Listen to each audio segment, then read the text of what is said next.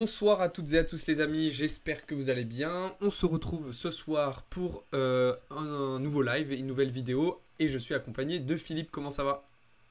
Hello à tous, ça va très bien, merci beaucoup. Super. Du coup ce soir les amis, on se retrouve pour un live sur la thématique politique et finance. On va essayer de comprendre un petit peu, vu le contexte actuel, quels vont être les liens entre la politique et les marchés financiers. Donc on va prendre des exemples actuels avec ce qui se passe en France, mais aussi aux États-Unis, et on va essayer de vous expliquer un petit peu tout ça. Juste pour démarrer, pour ceux qui ne te connaissent pas, Philippe, si tu veux te représenter en quelques petites minutes. Ouais, en substance, je m'appelle Philippe, je travaille dans le secteur bancaire, dans la finance depuis une grosse vingtaine d'années, et particulièrement dans une salle des marchés, dans une grosse banque. Et voilà, donc je m'occupe d'une clientèle de corporate, et donc évidemment, euh, je suis la finance de très très près. Ok, super. Super, super. Bon, en tout cas, bienvenue à tous ceux qui sont sur cette vidéo et sur ce live. Comme d'habitude, je vous invite à vous abonner si ce n'est pas encore déjà fait, à nous rejoindre dans le serveur Discord. Et puis, bien évidemment, si vous avez des questions sur tous les sujets qu'on va évoquer ce soir, n'hésitez pas à les poser dans le chat et dans les commentaires. On prendra le temps d'y répondre en fin de séance. Donc, vraiment, n'hésitez pas à participer. Alors, la première partie de ce live, on va essayer de comprendre un petit peu les bases des liens qui existent entre la politique et la finance. Euh, Est-ce que tu pourrais un petit peu nous expliquer, en fait, comment et pourquoi les décisions politiques, les directions politiques vont influencer les marchés financiers? Oui, alors évidemment, les politiques des États sont intrinsèquement liées en fait à l'évolution de l'économie, ne serait-ce que parce que en fait, en politique, on a donc des volets. On peut avoir un volet social, qui d'ailleurs du reste a des répercussions économiques, mais on a aussi, par nature, un volet économique a priori dans ces projets, et donc qui a évidemment une influence sur les affaires du pays, mais qui peuvent avoir par voie de conséquence aussi des répercussions mondiales, soit dans sa zone, soit plus globalement mondiale. Donc évidemment, la politique a évidemment des conséquences sur les marchés. Ouais, et puis après, faut se dire quand même que par contre, on a certains pays ou certaines régions qui vont avoir un poids plus ou moins important dans l'économie mondiale.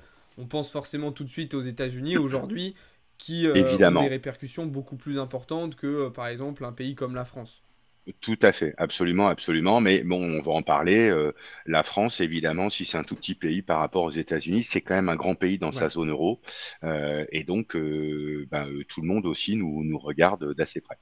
C'est ça. Et puis évidemment, donc les liens qui sont qui existent entre politique et finance, ils s'expliquent, tu l'as dit assez simplement, par le fait que il y a des politiques économiques et sociales qui sont mises en place par les différents gouvernements et qui vont avoir des répercussions sur les bénéfices que vont faire certaines entreprises, sur les impôts qu'elles vont payer, etc., etc. Donc forcément, tout ça est lié et les investisseurs, les acteurs des marchés financiers, comme nous ou les gros acteurs sur le marché, vont regarder justement ces politiques-là pour prendre des décisions, pour augmenter ou diminuer leurs estimations, leurs espérances de valorisation.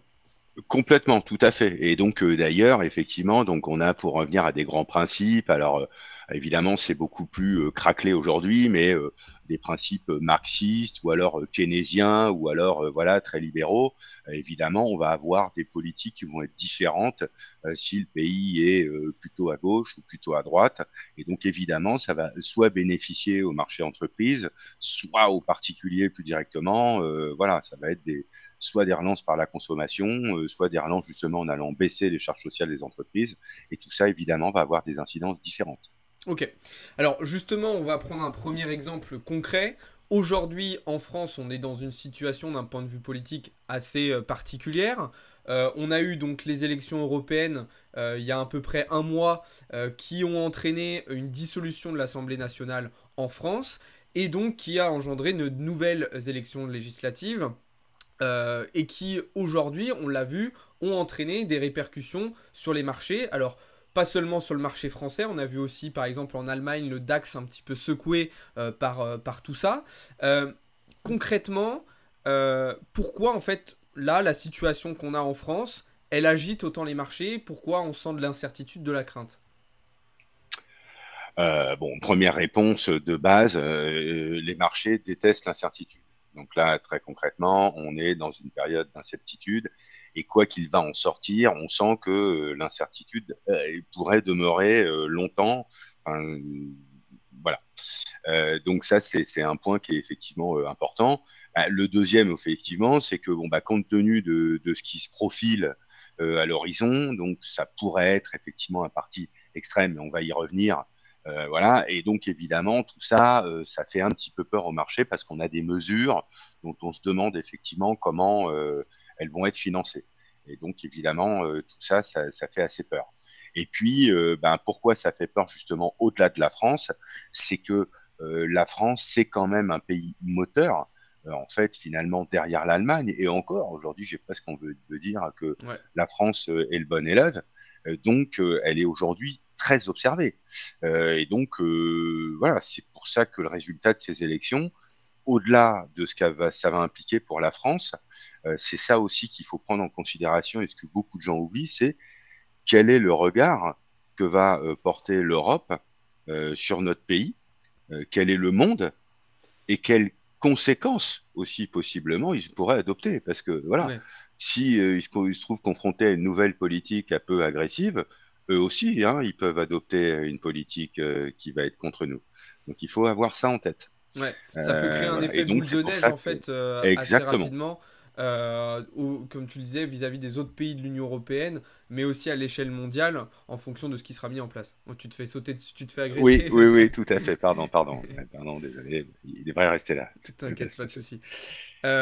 Donc ouais, donc tu disais, il y a effectivement cette part d'incertitude parce que on ne sait pas en fait va être le résultat. Est-ce qu'on va avoir une majorité absolue? Est-ce qu'on va avoir une majorité relative, mais du coup avec une situation un petit peu ingouvernable pour Emmanuel Macron qui se retrouverait un petit peu bloqué? Certains parlent d'ailleurs de la possibilité qu'il s'octroie les pleins pouvoirs, d'autres parlent d'une nouvelle dissolution déjà dans un an quand il aura la possibilité de le faire.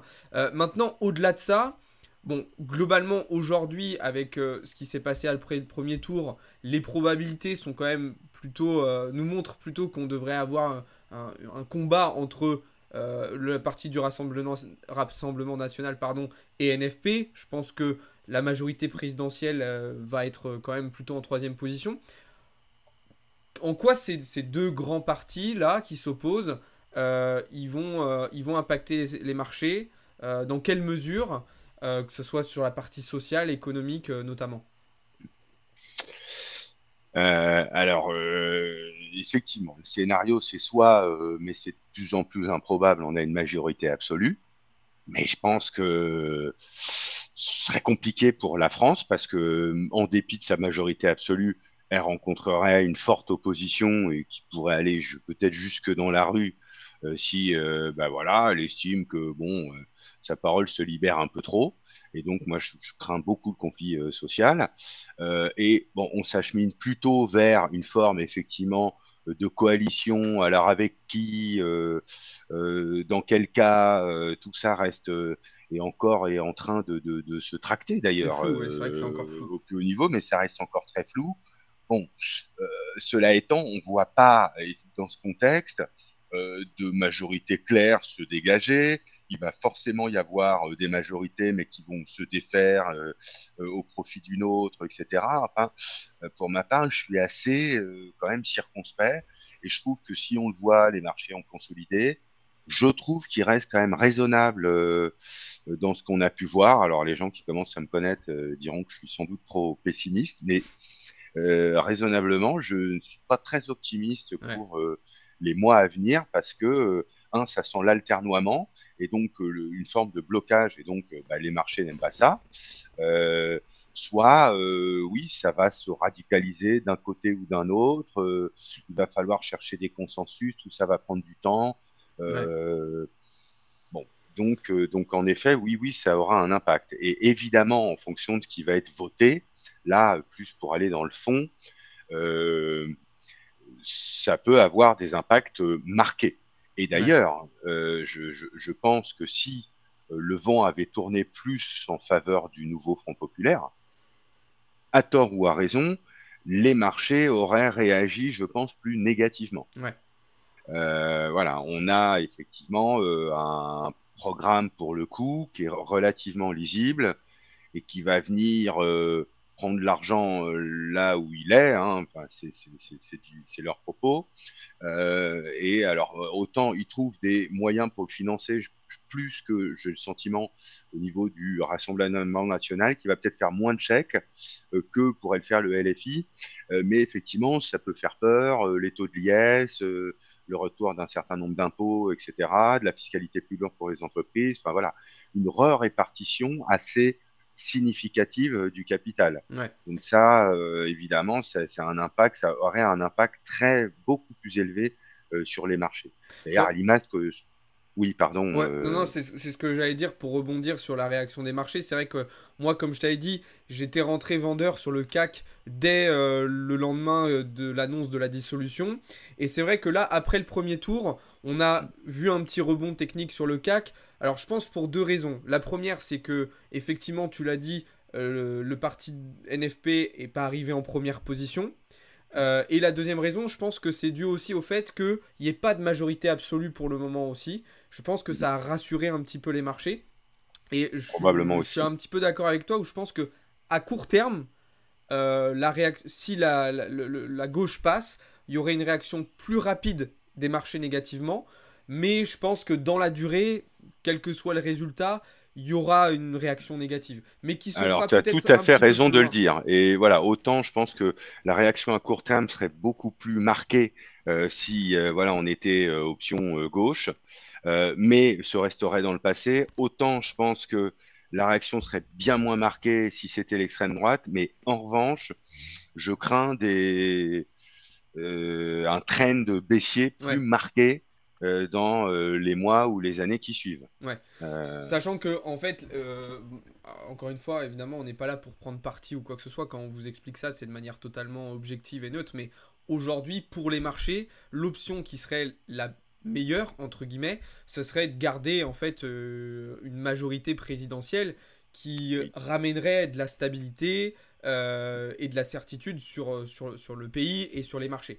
Mais C'est ça, une évidemment, forme de aujourd'hui, cohabitation, voilà, effectivement, qui permettrait que l'un ou l'autre ne puisse pas faire n'importe quoi, c'est ça. qui est au bout d'un moment systématiquement une forme de garde-fou. C'est ça. Mais bon, voilà, dans quelle mesure tout ça va s'apparenter à la quatrième République, c'est-à-dire un système un peu ingérable, ben on va voir tout ça. Ouais. Alors, Euh, il y avait alors, pour rester sur le cadre de la France, et puis après, on passera oui, sur outre-Atlantique, il y a une question qui revient beaucoup, justement, avec ces élections, c'est le risque de la dette.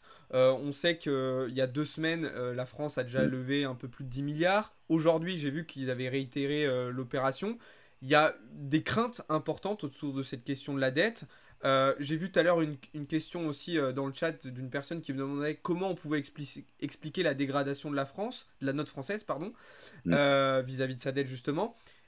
Est-ce que tu penses que ces élections-là et le résultat de ces élections-là peut accélérer en fait l'aggravation de la situation vis-à-vis de notre dette? Ben, à dire vrai, oui, j'ai bien réfléchi et je ne vois pas aujourd'hui comment, quelle politique pourrait venir restaurer tout ça. Alors, parenthèse, je veux juste terminer en disant que sur le plan des législatives, quand même, à bien retenir qu'effectivement, on est sur 580 députés, qu'il faut cette fameuse majorité absolue et que c'est finalement l'Assemblée nationale qui va gouverner le pays. Le président, en fait, n'étant là que pour des causes extra-nationales, type armée, etc. Mais voilà, donc c'est évidemment un enjeu qui est quand même essentiel et c'est aussi pour ça qu'on est regardé, au-delà du message qu'on a envoyé aux européennes et qui a évidemment crispé un certain nombre de pays. Euh, donc pour répondre effectivement à ta question, euh, si d'après ce que nous on voit en tout cas en France, en gros à droite on a prévu droite et extrême droite, on a prévu en fait de faire un certain nombre de chèques, d'abaisser de la TVA, d'abaisser l'impôt sur le revenu, enfin etc. Donc dépendant des partis.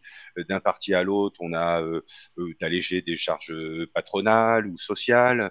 De l'autre côté, enfin voilà, il y a énormément. On veut réinvestir dans l'hôpital, dans tous les services publics qui sont effectivement sans doute en déshérence. Bon, bref, quand on écoute les programmes de chacun, on y voit assez peu de rigueur budgétaire, en fait. Donc c'est ça en fait la rigueur budgétaire. Donc en fait je rappelle les basiques. Tous les ans le pays produit un PIB, un produit intérieur brut. En fait c'est voilà, c'est ses ressources et donc il doit les consommer sur une année. Hein, et il doit pas consommer plus en réalité que ses ressources. Ok. Voilà. Si il consomme plus que ses ressources, on appelle ça du déficit public. Et donc, s'il fait du déficit public pour le financer, il crée de la dette. Hein, voilà, pour que bien tout le monde ait les grands ensembles. Non, Et c'est bien donc, de rappeler ça. voilà. Et donc, je rappelle que Maastricht, effectivement, devant le dérapage progressif d'un certain nombre de pays, mais à l'époque, on était encore très loin de ce qu'on est aujourd'hui, avait effectivement proclamé que justement les déficits ne devaient pas être supérieurs à 3% du PIB d'un pays, etc., au moins pour maîtriser la croissance de la dette. Simplement, donc, ce qu'on observe, c'est que malheureusement, ce qui ne plombe, en fait, ce qui fait augmenter la dette, c'est pas particulièrement finalement le service du pays. J'entends par là les hôpitaux, tous les services publics, etc. Alors évidemment, ça coûte, ça dépasse un peu. Mais en fait, ce qui coûte énormément à chaque fois que les pays augmentent leur dette, c'est quand il y a des crises. Ouais. On l'a bien Voilà. vu de toute façon, je voyais un graphique qui mettait en évidence ça, la Ah oui. proportion qu'a prise la dette sur le PIB. En fait, ça s'est vachement accéléré depuis un petit peu avant le Covid en fait. Bah complètement. Avant Covid, post-Covid, rien à voir. Il y a des Mm. centaines de milliards en plus. Ouais, Avant 2008, après 2008, pareil. pareil, ouais. Donc à chaque fois qu'il y a des grosses crises, effectivement, c'est là où en fait l'État fait énormément de chèques. Et en fait, c'est toute la difficulté. Et c'est de se dire, bon, on doit en effet, au bout d'un moment, faire de la rigueur budgétaire, c'est-à-dire réduire son déficit, réduire sa dette, etc. Mais euh, si on écoute les gens, C'est pas ce qu'ils tous veulent de les toute façon. gens, 3 sur 4, ils veulent qu'on les subventionne. Bah oui. Ils veulent plus d'aide, ils veulent plein de choses. Donc, comment on fait? Alors, d'où effectivement des théories. Alors, on n'y croit pas. C'est vrai qu'elles sont plutôt défendues par des économistes plutôt de gauche. Je pense à Thomas Piketty ou Thomas Ouais. Porcher, qui visent à plutôt à dire bon bah fort du constat qu'en fait c'est pas les hôpitaux etc qui coûtent cher, mais les très grosses crises, mieux vaut avoir une politique, mener une politique contracyclique. Et donc finalement, c'est ce que tous les partis plaident. C'est finalement une relance un peu, alors Ouais. par la consommation, par les ménages, par qui on veut, mais finalement on continue à injecter du cash, donc on continue C'est ça. quand même à faire monter de la dette, mais pour éviter une grosse crise, qui pour le coup on économiserait quelques milliards, on générait une grosse crise qui aurait pour effet Ouais. là de lever 200 milliards, 300 milliards de dettes, plutôt que d'avoir levé effectivement les 20-30 milliards nécessaires pour taire la grogne sociale, Ouais. etc. Ouais, parce que c'est Voilà. vrai que tu parlais de politique de relance, c'est vrai que ça peut être le danger justement d'une politique de relance, c'est que je prends l'exemple typiquement des mesures proposées par le NFP, donc l'augmentation du SMIC à 1600 euros par exemple, ça c'est typiquement quelque chose qui peut engendrer bah, une reprise de l'inflation très très forte, Ah bah et, c'est sûr. et voilà, donc on Ouais, rentrerait dans ouais. une autre problématique aussi compliquée à gérer. Alors c'est vrai, c'est la difficulté, c'est qu'effectivement une mesure comme ça va générer d'office de l'inflation. Voilà.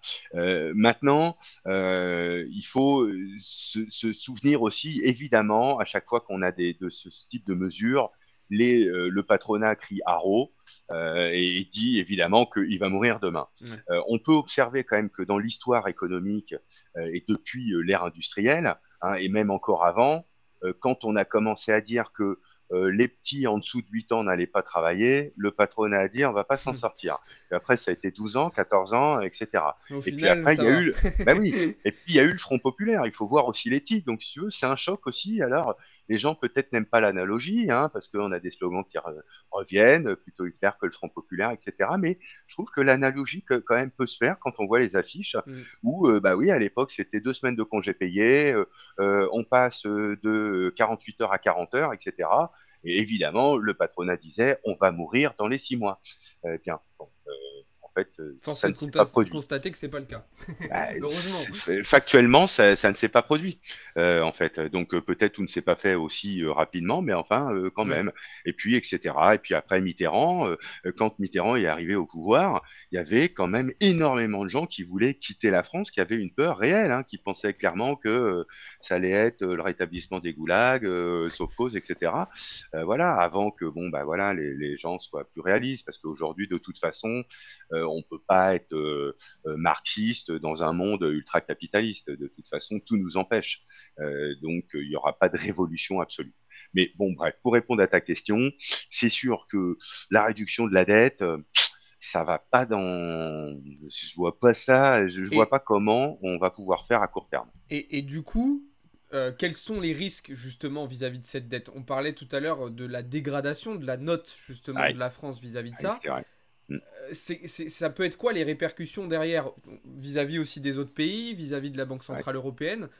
Complètement. Qu'est-ce que ça Eh peut ben, engendrer? elles sont, en fait, elles sont multiples, parce que, alors déjà dans un effet immédiat, effectivement, alors heureusement, la France reste quand même justement un des États majeurs dans l'Europe. C'est ça, j'allais dire, qu'il sauve, Ouais, et c'est ça qui fait que sa dette reste supportable, parce que si on enlève l'Allemagne, bon ben ouais, Les autres États, c'est en fait moins évident parce que ce qu'il faut voir aussi, c'est que il faut voir la dette. Alors encore une fois, je plaide pas pour une continuation de l'endettement. Moi aussi, je suis plutôt pour une politique de rigueur budgétaire, mais voilà, le problème, c'est que tout n'est pas aussi noir et aussi blanc. c'est ça. Euh, et alors, pardon, je sais plus où je voulais en venir. On parlait Euh, des oui, répercussions que ça oui, ce pouvait que je avoir. voulais dire, c'est que, évidemment, la dette de la France monte, mais ce qu'il faut voir aussi, c'est que ses actifs montent. C'est-à-dire que la dette possède un pays, mais à l'image d'un ménage, elle possède des C'est ça. actifs. Et donc, elle possède des autoroutes, elle possède un patrimoine qui est gigantesque, la France. Voilà. Et qui, d'ailleurs, pour ou prou, si on fait l'addition, correspond plus ou moins, plutôt moins, mais voilà, à peu près, finalement, sa dette à son patrimoine. Ouais. Voilà, donc il faut aussi remettre les choses en perspective. Et voilà. Ça, c'est un Euh, truc très important. C'est vrai qu'il y avait un journaliste qui en avait parlé, je crois que c'était sur la 5 ou sur la 7 il y a quelques temps, et qui expliquait ça. Que tout comme une entreprise ou une personne physique, ben, eh on oui, peut avoir de la dette, mais si en face de cette dette, on a des actifs qui valent plus que cette dette, c'est à peu près ok. Et c'était assez drôle de euh, voir que euh, personne ne comprenait ça et les journalistes étaient choqués en mode ils comprenaient ben, pas. Mais c'est une réalité, ah c'est vrai. oui, et finalement, c'est une réalité, conjuguée au fait que l'État ne meurt pas. L'État ne meurt pas. En plus. Voilà, tandis que moi, j'ai une date des limites de consommation. Donc évidemment, au bout d'un moment, et d'ailleurs, mes dettes s'éteignent, on règle une succession et on repart à C'est zéro. ça. Donc là, l'État, lui, ne meurt pas, Ouais. sauf s'il dépose. Mais voilà, donc tout ça pour dire que voilà, il est normal de s'en inquiéter, mais de là en fait s'en affoler de façon trop importante. Enfin, encore une fois, je suis un partisan de cette rigueur budgétaire et je pense qu'on ne devrait pas en être là au niveau où on en est. Mais, mais voilà, parfois aussi, bah, faire de la dette, les gens, à chaque fois, évidemment, voient derrière le rétroviseur, ce qui est beaucoup plus facile. Ils vont, ah, il y a eu plein de dettes, oui, mais à l'époque, quand ils étaient en galère, en fait, l'État leur a fait des chèques Oui, justement pour éviter de sombrer. Et c'est ça. donc, comment il a fait ces chèques puisqu'il n'y avait pas d'argent dans les caisses? Ben, il a fait de la dette. Donc, c'est ça aussi, enfin, toute la difficulté. Tout à Bon, fait. bref, il n'en demeure pas moins que il va quand même falloir arrêter un peu les conneries et que on doit quand même, au bout d'un moment, mais c'est toute la difficulté. euh, J'entends un petit bug, non? J'espère que ça Non, va. c'est bon, Ah, on t'entend bien. non. Ok. Euh, voilà, c'est toute la difficulté, c'est qu'en fait, on doit faire de la rigueur budgétaire quand on va bien, Ouais, quand on fait de la croissance et que tout va bien. C'est là où on dit, bah, c'est le moment ou jamais qu'il faut mettre de la thune de c'est ça. côté. Mais bon, bah voilà, on a tendance à l'oublier et malheureusement, les crises sont de moins en moins espacées les unes. C'est vrai que ça s'enchaîne beaucoup. Voilà. Là, on a eu Donc du subprimes, coup, Covid, guerre Ukraine, pas le temps etc. de Donc, remettre de la thune de ouais, côté ou justement de devenir un peu rigoureux. c'est ça. Donc oui, c'est sûr. Et donc la conséquence, c'est le dénudging effectivement des anneaux de notation. Donc ça veut dire que la dette coûte plus cher. Ça veut dire que pour que la France, à chaque fois qu'elle va construire une nouvelle autoroute, ça va lui coûter plus cher en taux d'intérêt. C'est Hein, ça. donc ça va être 10, 20, 30 BP plus cher. Mais 30 BP plus cher sur 100 yards, Ça ça fait beaucoup. pique. Ça Hein, fait voilà. beaucoup. Et donc après, voilà, c'est le problème, c'est qu'on règle des intérêts. C'est-à-dire on n'a toujours pas régler le principal et on paye des intérêts. Bah là, je voyais avec justement les élections, on empruntait quasiment aussi cher que des pays comme le Portugal et l'Espagne, alors Ah ouais, qu'on ouais, était tu vois, donc effectivement. très Eh loin ouais, il y a les encore un spreads de an. crédit, normalement, il y a toujours ce qu'on appelle un spread de crédit Ouais, entre voilà, les rendements de la zone euro. On suit souvent de très près le Bund, hein, qui est ouais. toujours, voilà, comme toujours des meilleurs rendements, enfin, en tout cas inférieurs aux nôtres. Et puis après, il y a un écartement. Et là, effectivement, quand on se rapproche des spreads des pays périphériques, genre Espagne, Italie, ça veut dire que ça vient matérialiser un Ouais. stress. Ouais, tout à fait, tout à fait, tout à fait. En tout cas, donc voilà pour la situation en France et les répercussions sur les marchés. On va pas prendre désormais l'exemple américain, puisqu'il se passe aussi pas mal de choses d'un point de vue politique aux États-Unis actuellement. Ouais. Juste petite parenthèse pour faire la transition. Aujourd'hui, je vous rappelle qu'on a eu les élections parlementaires au Royaume-Uni, d'accord? Donc avec un changement là aussi peut-être assez important au Ouais. gouvernement qui pourra avoir des répercussions sur les marchés. Maintenant, dans une mesure un petit peu différente de la France, étant donné qu'il y a eu le Brexit. Mais Ah oui. attention, ça reste important quand même. Alors, aux Et États-Unis, d'ailleurs, étonnamment, on voit donc des partis travaillistes ouais, revenir en puissance, ouais, contrairement à ce qui se passe en Europe. Là, effectivement, un Brexit et puis la gauche revient. tout à fait, exactement. C'est un petit peu le scénario inverse qu'il y a actuellement chez nos voisins britanniques. Alors, pour ce qui est des États-Unis, on a aussi un contexte particulier en ce moment, vous le savez, puisqu'on a les élections présidentielles. En tout cas, on est en période de campagne présidentielle, avec aujourd'hui donc deux candidats, Donald Trump et Joe Biden. Même si le deuxième candidat, on va voir que peut-être que ça pourrait changer dans les prochaines semaines, dans les prochains mois. Alors là, on est sur un pays qui a beaucoup plus de poids hein, dans l'économie mondiale et donc qui, en fonction de ce qui va se passer d'un point de vue politique là-bas, peut avoir des répercussions beaucoup plus importantes. Aujourd'hui, pour faire un petit peu le topo, Donald Trump est annoncé grand gagnant sans grosse difficulté. Et on a un Joe Biden qui ne cesse de descendre dans les sondages. D'ailleurs, du côté du camp démocrate, on évoque même la possibilité de mettre de côté Biden et de le remplacer par un autre candidat. Comment, toi, tu vois de cet œil-là la situation actuelle aux États-Unis? Euh, on va voir les choses de deux manières. C'est que déjà, il y a une partie nationale. Peut-être que les marchés, je pense, américains vont préférer le retour de Trump, mais à l'échelle mondiale, ça va peut-être pas être la même chose. Quoique, Ah oui, qu'est-ce que t'en penses? ouais, ouais. Euh, alors, ouais, en fait, ça dépend un peu. Euh, bon, en fait, dans la réalité, c'est exagéré de le dire, mais sur le plan du programme économique, on n'a pas des différences gigantesques entre en fait les programmes de Biden et celui de Trump. En fait, on est toujours en fait sur une forme de protectionnisme, Ouais, voilà, plutôt de création de taxes, quand même effectivement plutôt d'idées de réorienter sa consommation intérieure, voilà. Après, c'est surtout sur les volets sociaux, mais ouais, donc ça induit quand même évidemment de l'économie hein, derrière tout ça, comme je te le disais. Là où on a quand même des choses qui sont hyper différentes, c'est clair. Donc c'est vrai que bon, l'arrivée de Trump, bon bah voilà, c'est quand même un peu flippant. Alors sur le plan intérieur, hein, notamment au niveau, je pense que des minorités, etc. Donc là, on parle moins du cadre économique, mais bon, voilà, on est quand même sur des choses qui sont hyper différentes. Euh, voilà, bon, Trump va être hyper protectionniste, effectivement. Biden va être un peu protectionniste, mais évidemment plus progressiste dans sa manière de voir les choses. Lui, il envisage, alors justement, on parlait là aussi de rigueur budgétaire. Je crois que je suis pas sûr que dans l'un des camps, enfin dans le camp comme dans l'autre, ça sent aussi pratiquement aussi la relance et donc la planche à billets. Et donc à nouveau la dette, enfin, d'après ce que j'en lu, notamment au niveau de Biden, qui a un plan effectivement de réforme gigantesque sur en fait toute l'administration, quoi, les services Mm. publics, l'hôpital, Ouais. etc. Donc c'est un plan d'envergure énorme. Bon, alors derrière, effectivement, du côté de Trumpiste, on a plus de rentrées puisque on a des droits de douane dans tous les sens, etc. Mais justement, tout ça, ça fait quand même aussi flipper le tissu entreprise Ouais. américain parce qu'ils ont énormément de positions de par le monde entier. Hein, et les droits de douane, les taxes, c'est bien gentil. Mais aujourd'hui, les États-Unis, c'est 200 milliards d'exportations. Ouais. Donc attention aussi au revers de la médaille. C'est ça. Hein, et forcément aux conséquences, hein, parce que les pays réagissent, ils ne se laissent pas faire. Et donc là Ouais, c'est un aussi, peu compliqué. mitigé. Ouais, ouais, C'est un peu compliqué. un entre-deux. Et la situation, c'est vrai qu'elle est assez complexe. Comme tu disais tout à l'heure, c'est jamais de toute façon tout blanc, tout noir. C'est jamais binaire. Moi, le ressenti que j'ai quand même, pour te donner mon point de vue, c'est que Mm. les marchés semblent quand même un peu plus apprécier un éventuel retour de Trump, dans le sens où il va avoir une politique un peu plus nationaliste d'un point de vue économique. Et donc, C'est sûr. voilà. Et par contre, là où il y a des points d'interrogation, c'est à l'international. On sait que dans son premier mandat, il avait été très peu interventionniste, contrairement à là Biden qui a été beaucoup plus présent à l'international.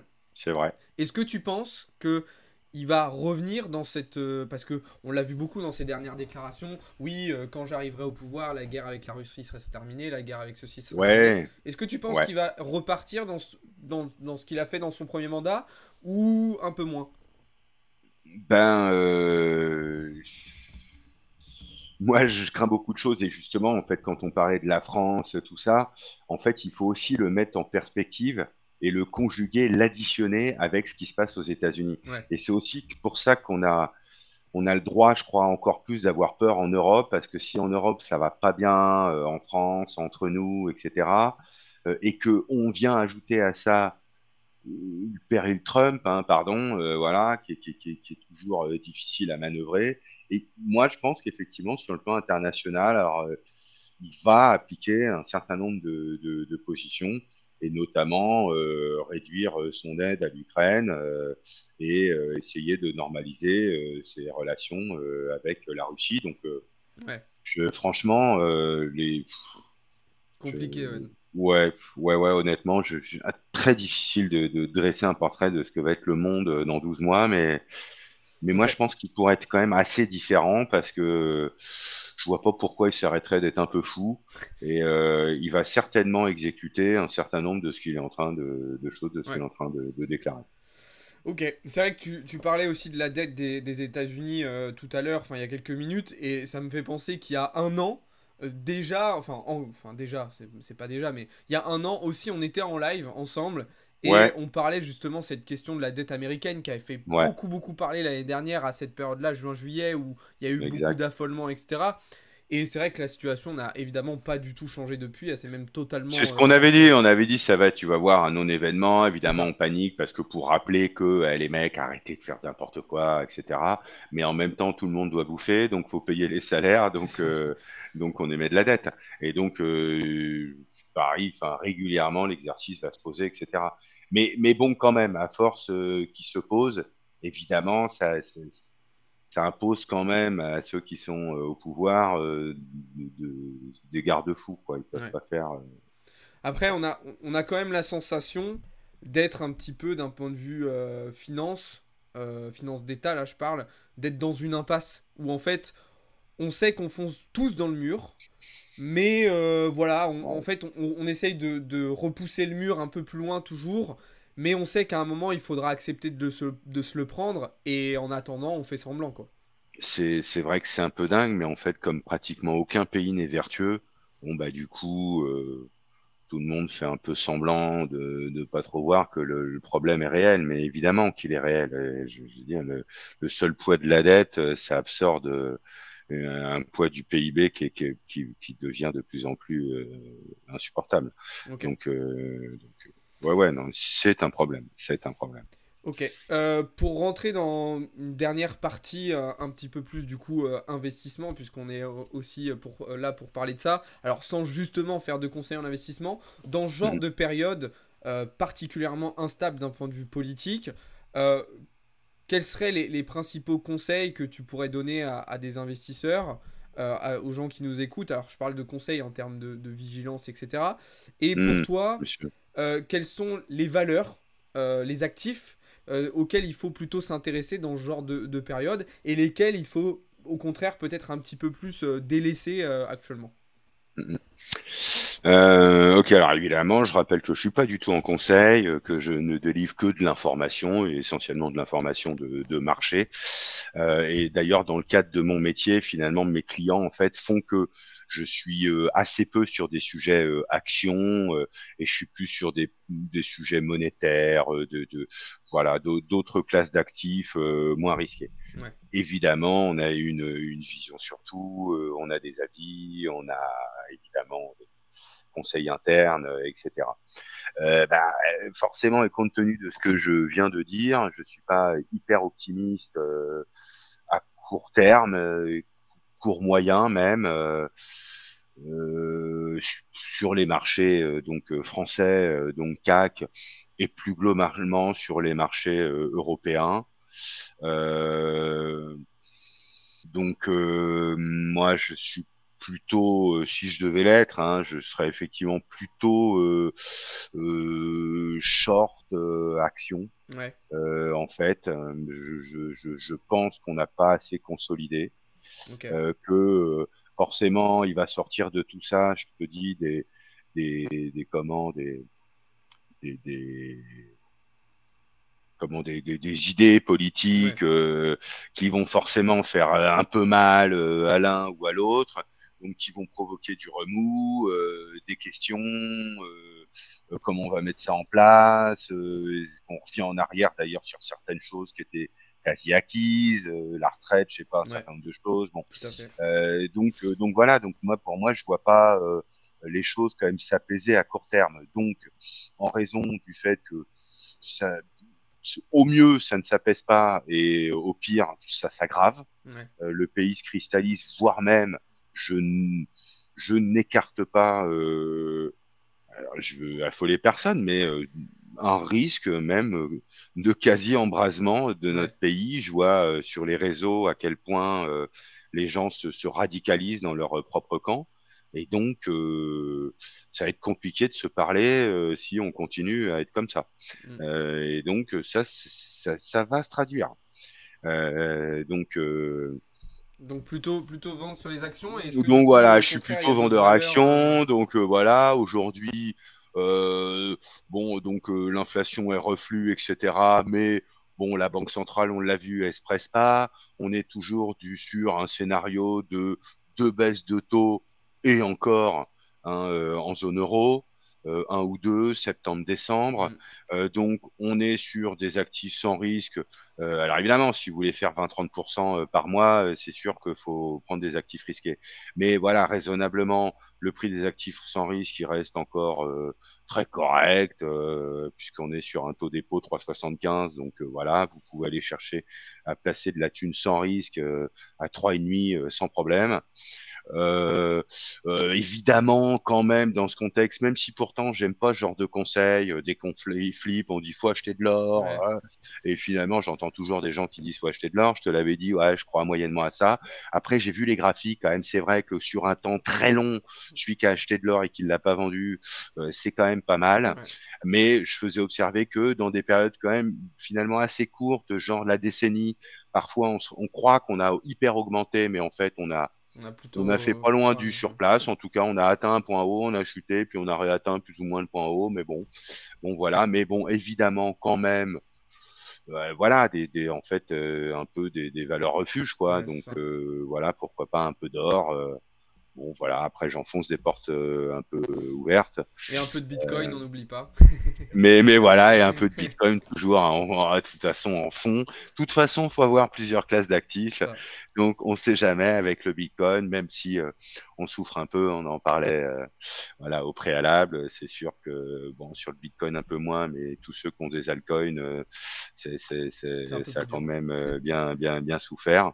Mais bon, voilà, moi je reste acheteur long terme sur cette classe d'actifs. Et sur les devises, plus particulièrement, là on a parlé un peu des actions, tu as parlé du coup des matières premières avec l'or et là des cryptos. Sur les Mm. devises, comment tu vois l'évolution des choses? On a vu que l'euro et le dollar avaient beaucoup bougé dernièrement. Euh, on a vu que le yen aussi, au contraire au Japon, était sur ses plus bas historiques. Est-ce qu'il y a des coups à jouer peut-être de ce point de vue-là? Alors écoute, là, je vais te décevoir, mais je vais pas vraiment donner de prévisions sur le sujet. Déjà parce que je suis un peu moins aguerri sur ce sujet, et parce que j'observe que encore plus d'ailleurs qu'en ce qui concerne les taux, l'évolution de la courbe des taux, sur le forex, les banques ont un peu dit tout et leur contraire Ouais. dans des temps assez resserrés. Donc voilà, moi je lis ce que me dit la banque. Bon, je, je, je ne sais pas. Ok. Pardon, là, j'avoue mon Non mais impuissance on a le droit, hein, il y a le droit. à vous donner de l'info là-dessus. Ok. Je vais pas être très bon. Bon, bah voilà, j'observe que il s'est pas passé grand-chose ces dernières semaines. Enfin, si je pense Eurodoll, on reste sur une parité 1,07, 0,8. Il s'est pas passé Ouais, ça a de bougé gros un petit peu à mouvements. court terme. Ça a bougé un petit peu à Ouais, court terme bah, avec sur l'euro avec les élections. ouais, Là, sur le dollar, on était bien remonté depuis le dernier FOMC. Là, hier, on a pris une grosse claque. Demain, il y a la publication du rapport NFP tu aux vois, États-Unis sur l'emploi. Donc, bon, il y a quelques petites interrogations. Après, tu disais, voilà, tu parlais de la BCE qui fera sans doute une ou deux baisses de taux d'ici la fin de l'année. Christine Lagarde l'avait bien dit, hein, de toute façon, ça va pas être des baisses consécutives à chaque fois. ouais, Du côté de la Fed, c'est pareil, on est entre une et deux baisses de taux d'ici la fin de l'année, mais ça dépendra aussi des données qu'on a, parce que les projections sont quand même pas parfaites pour le moment. En tout cas, l'objectif de 2% d'inflation, il paraît encore un petit peu compliqué à atteindre. ouais. D'ailleurs, euh, je me disperse un peu, mais jusqu'à maintenant, on a totalement écarté les risques de récession aux États-Unis. On n'entend plus du tout parler, on a l'impression que Ouais, c'est bon. Mais pour ouais, autant, ça reste quand même un risque important parce que les taux, ça fait un moment qu'ils sont élevés. Et puis là, on a vu ah quand ouais, même que la croissance, elle avait ralenti. Est-ce que toi, pour ouais. 2025, c'est un truc où tu te dis, ok, faut faire gaffe à cette question-là de la récession, ou est-ce que non, ça va? Si, ben je l'avais dit, je crois, dans le dernier live. C'est vrai que je me trouve étonnamment optimiste encore. Et je disais, il pourrait y avoir un effet un peu catch-up, mais voilà, dans l'autre sens, où tout se passe bien, puis d'un seul coup, en fait, ça se bouge. Ouais, On continue à pas trop le voir, mais sauf que d'un seul coup, voilà, ça devient plus compliqué. Donc, on le voit effectivement dans les chiffres, c'est pas non plus exceptionnel. Mais c'est vrai que force est de constater que les États-Unis, quand même, ont cette capacité de résilience mm, forte quand même, et qu'ils mettent beaucoup moins de temps qu'une zone euro à sortir de la difficulté. ouais, Voilà, donc on a quand même sur le plan des chiffres de l'emploi, voilà, si on pouvait avoir les mêmes, ça serait ça bien. serait sympathique. Alors bon, après, il faut peut-être comparer ce qui est Oui. comparable, mais bon, voilà, mais en effet, ouais, ouais, ça ralentit un petit peu, donc voilà, c'est pour ça que ça vient rajouter aussi à à ma vision globale des Ouais. choses, qui est pas nécessairement d'être ultra positif. Je comprends, et j'ai un peu le même avis que toi. Après, moi, c'est ce que je dis souvent aux gens de la commu, c'est que aujourd'hui, force est de constater que malgré toute cette incertitude, malgré tous ces points de tension, je parle là un peu plus des marchés américains, on a une résilience des Ouais, indices ouais, notamment qui est folle. ouais. Alors après, attention, c'est à nuancer tout de même. Indices qui sont très portés par quelques valeurs de la tech. On a vraiment une Ouais, hyper ouais, ouais, concentration ouais, des marchés aujourd'hui ouais, ouais, autour de ouais, ouais. quelques valeurs. Je voyais une stat intéressante sur le Nasdaq l'autre fois. Bah, on voit la perf du Nasdaq, c'est C'est un truc ça. de fou. On n'a jamais eu autant d'entreprises au sein du Nasdaq qui sont en baisse alors que le cours ne monte autant. Enfin, c'est fou Ouais, ouais, ouais, ouais, l'écart et la décorrélation, quoi. c'est assez dingo. Alors moi, j'ai arrêté de comprendre parce que j'ai donné à un moment trop de conseils mauvais en disant ah, c'est pas possible, ça va baisser, ça va chuter. Le modèle ne correspond pas à la valorisation. Qu'est-ce que c'est que cette histoire? Bon, voilà. Donc j'ai pris aussi deux trois claques. Alors je lui dis ouais, écoute, ne comprenons pas. Si tu comprends pas tout, n'investis pas. Mais effectivement, voilà, je suis pas. Ouais, les marchés sont un peu irrationnels de toute façon, donc Ouais, forcément, ils le sont toujours, ils le c'est... sont toujours.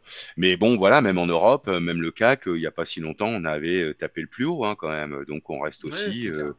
Et j'avoue que là, je me suis trompé puisque je vous dis, je suis pas. Alors j'ai été plus optimiste, mais j'ai jamais été non plus dithyrambique. Et l'évolution du CAC m'a donné plutôt tort parce que je ne le voyais pas même arriver sur ces niveaux en ces temps actuels. Mm.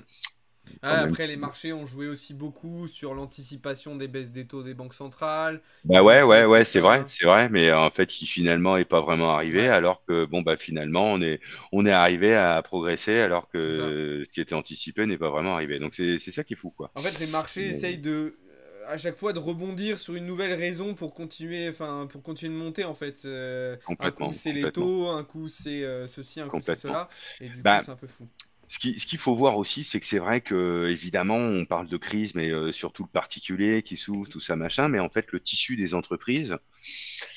C'est vrai qu'on on peut pas dire qu'il est en forte crise, quoi. On Ouais, a ils des se portent résultats bien. d'entreprises qui sont pas neutres et tout. Et en fait, on a une capacité aussi des entreprises qu'on n'avait pas il y a même encore 15, 20 ans, qui ont une forte capacité à changer leur modèle Ouais, économique, à compresser leurs effectifs, à recruter au contraire, bon, etc., à s'adapter aux périodes de crise. Voilà, de la même façon, je te disais que bon, tout le monde va crier à haro, mais demain ils vont se débrouiller pour faire rentrer un peu plus de c'est ça. sous. Enfin bon, voilà, ils vont s'en sortir en fait. Ils vont ajuster leur modèle. Et bon, voilà, donc c'est vrai qu'il n'y a pas non plus, il n'y a pas de faillite en série, il n'y a pas de drame absolu. Donc voilà, si on en juge aussi par les fondamentaux, il n'y a pas de raison non plus que jusqu'à ce jour le marché s'effondre. Ok. Bon, voilà. Maintenant, l'idée, l'objectif, c'est quand même de pricer l'avenir, et l'avenir Il est n'est pas pas. très bon. C'est ça. Il est incertain en tout cas du moins. Il est à minima incertain pour moi, C'est clair. à minima. Ok, ok.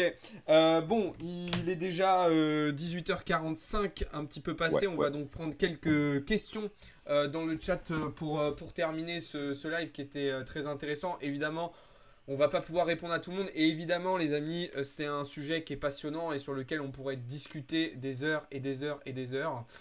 Donc voilà. Alors j'ai vu une remarque assez intéressante tout à l'heure quand on parlait des salaires. Il y avait Cryptov qui disait qu'en Suisse, les salaires étaient de 3000 CHF et que ça tournait pas trop mal. Oui, mais sauf que si tu vas en Ouais. Suisse, Cryptov, ta baguette, tu vas pas l'acheter 90 centimes ou un Coûte 10 euro. balles. Ouais, ouais, C'est ouais, ça. c'est ça. Ça, ça, Là, il ça, faut voir ça- les choses en perspective. ça va être proportionnel aussi à ce salaire. Mais effectivement, la Suisse est un bon exemple de ce point de vue-là, dans le Mhm. sens où c'est un pays qui se porte bien Ouais, actuellement, en tout cas mieux que nous, qui a des services publics en meilleure qualité, etc. Après, ouais, ouais. je trouve que c'est un pays un petit peu à part de par sa Ouais, c'est position un pays aussi. à part, on peut pas le comparer parce que voilà, déjà il a une très peu de densité de population et puis on va pas refaire son histoire, mais c'est un peu particulier. Oui, oui, C'est un peu particulier. c'est pas forcément comparable avec la situation actuelle qu'on Mm, a mm. aujourd'hui. Alors, il y avait CryptoD qui disait une Mais crise tous les 10 ans, en gros. Alors, oui, Mais en même temps, comme tu disais aussi Philippe tout à l'heure, ces crises, elles ont tendance à être de moins en moins espacées aujourd'hui quand même. Ouais, ouais, absolument. D'ailleurs, il y a en économie ce qu'on apprend, on appelle ça le cycle de Kondratiev. Je ne sais pas si vous avez Mm. entendu parler de ce truc-là. Voilà, en fait, qui finalement a algorithmé l'économie et qui montre bien effectivement que, bah, en fait, après une période d'expansion, on a une période de récession qui vient pratiquement mécaniquement. Mais j'ai l'impression que ce cycle, effectivement, il se resserre. Après, Il moi, se c'est ce que resserre. je sais pas ce que t'en penses, mais l'autre fois, j'en parlais avec la commu, parce qu'on regardait en fait les graphes à très long terme, et j'ai un peu la sensation quand même que, malgré que ces crises, elles se resserrent, Mm. l'impact de ces crises sur les marchés, en tout cas sur certains marchés, il se réduit un petit peu. Ouais, c'est pas faux. Je trouve que, notamment, alors je prends les derniers exemples, subprimes, ça a été violent, mais depuis, ce qu'on a eu avec par exemple l'arrivée de Trump au pouvoir, qui a été une petite crise, le Ouais, Covid, ouais, ouais, la quand même, guerre, ouais. on Ouais, n'a ouais, pas c'est vrai. senti autant de violence et autant d'intensité sur les marchés. Non, non, c'est vrai, c'est vrai, c'est vrai, c'est vrai. Alors bon, après, il faut peut-être aussi remettre les choses en perspective. C'est peut-être que les crises d'avant, même si évidemment, nous, on a l'impression qu'elles sont fortes, peut-être par le passé, elles étaient Ouais. encore plus puissantes, hein. Je pense à 29, mais il y en a eu d'autres, 73, 87, Même au début des peut-être années s'appliquer 2000 aussi. plus encore. Bon, et puis comme je te le disais, j'ai l'impression qu'il y a une forme de capacité du tissu économique à réagir plus vite à la réalité. Ouais, ouais, c'est clair, c'est clair. On est plus réactif et puis peut-être que voilà, on a des marchés aussi qui sont plus résilients, qui arrivent à reposer sur certaines narratives, certains secteurs Ouais. qui protègent entre guillemets. Euh, alors je voyais Cryptoff aussi tout à l'heure qui disait, qui parlait effectivement des relations politiques à travers le monde qui se compliquent, hein. Effectivement, on a parlé des États-Unis avec Trump, mais on voit la situation entre Israël et la Palestine qui s'est intensifiée d'une manière absolument dingue. On a des tensions entre la Chine J'en et ai pas Taïwan. parlé, mais c'est bouillant, hein, cette Ouais, histoire-là, hein. ouais, Je pense que quand la presse va reprendre un petit peu les droits qui lui sont un peu bafoués en ce moment, on va voir des choses qui pourraient changer, ouais, qui pourraient crisper un certain nombre ah, c'est vrai que là, avec de les pays. élections, on n'en entend plus parler, hein. Bah, c'est ça, voilà, hein. Pour l'instant, effectivement, tout est occulté, mais bon, ça va revenir.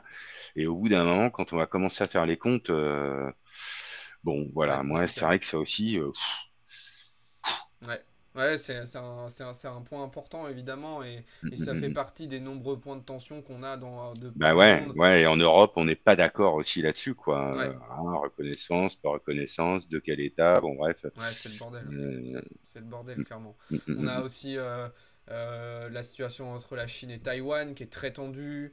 Toujours, ouais, c'est C'est un clair. conflit qui reste quand même assez ancré. On a la situation en Amérique du Sud aussi où il y a pas mal de changements. L'arrivée de Javier Milei en Argentine, ça Ouais, ouais, entraîne ouais, des ouais, changements aussi. Alors ouais, dans ouais, une moindre absolument. mesure, mais c'est pas Ouais, une guerre. non, non, c'est vrai.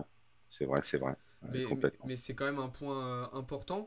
Donc c'est vrai que tout ça, c'est des éléments à prendre en compte et qu'il faut surtout pas négliger. C'est pour ça que, au-delà de ce qu'on a dit tout à l'heure avec Philippe, dans ces périodes-là d'incertitude, où c'est effectivement compliqué de se projeter, il faut que dans vos stratégies, vos plans d'investissement ou de trading, si vous faites plus spécifiquement du trading, bah, que vous preniez en compte tout ça pour réduire Mm. votre risque et vous concentrer sur des valeurs justement où vous allez être moins exposé à des changements politiques, climatiques, etc. importants. C'est très très Complètement. important de comprendre ça et d'intégrer ça pour s'en Complètement, sortir. complètement.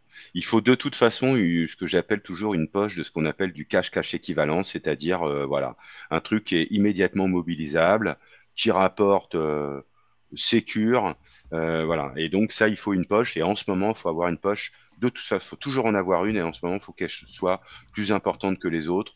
Ce d'autant plus que je vous dis, elle paye quand même.